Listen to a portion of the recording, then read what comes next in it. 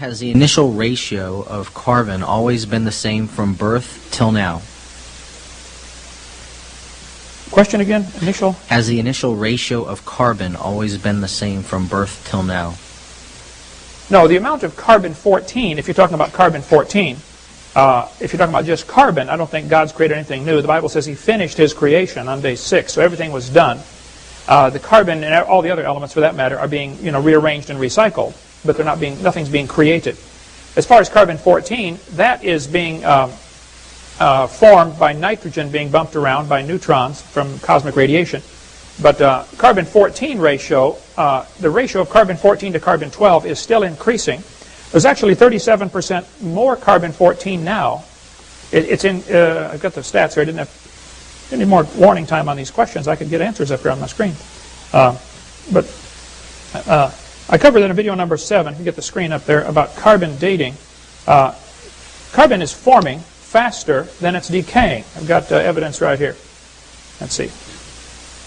Plants are always breathing in C14, and the assumption is that carbon-14 is already stable in the atmosphere, and therefore we can carbon date things. It's been known for a long time that carbon-14 is not stable.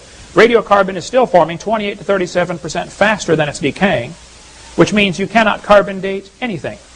You would have to know when it lived to figure out how much carbon it's supposed to have so that you could figure out when it lived. You'd have to already know what you're looking for.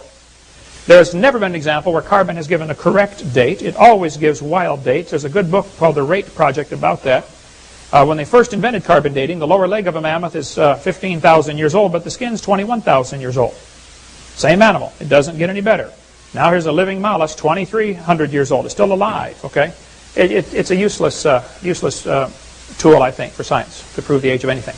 Mr. Callahan, 2 minutes. If that were true, then that would be the scientific consensus, just as the consensus is that UFOs aren't real. It's not the consensus, and again, you can go over, there's many points about that on List of Creationist Arguments. Again, you can go to the links page on my website.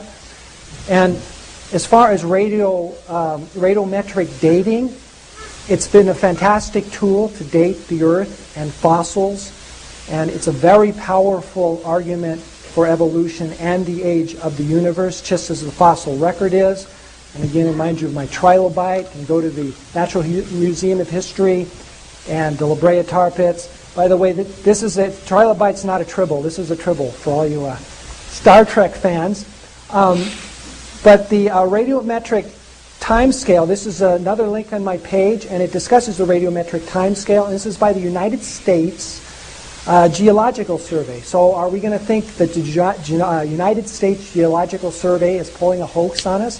No, it's what the science says. You study the science carefully, and you can look at, some of the equations and the arguments and the various types of dating, including carbon-14. And yes, there are things that limit the age in our knowledge, and there are things that might come into play that might corrupt the data, but science carefully examines that. And there's competition among scientists. So if somebody published a paper that was obviously in error, a scientist would examine that and say, well, you've made a mistake here because the data was corrupted by this certain factor. And no, the science is objective. That's what the science says. Carbon-14, along with the other radiometric time scales, are very powerful, and along with the tremendous fossil record and all areas of science, genetics, and we see evolution. As far as dog evolution, it's a question of semantics. We have, phylums, genus, family, etc. You can see the Thank many you. Time breeds. is up.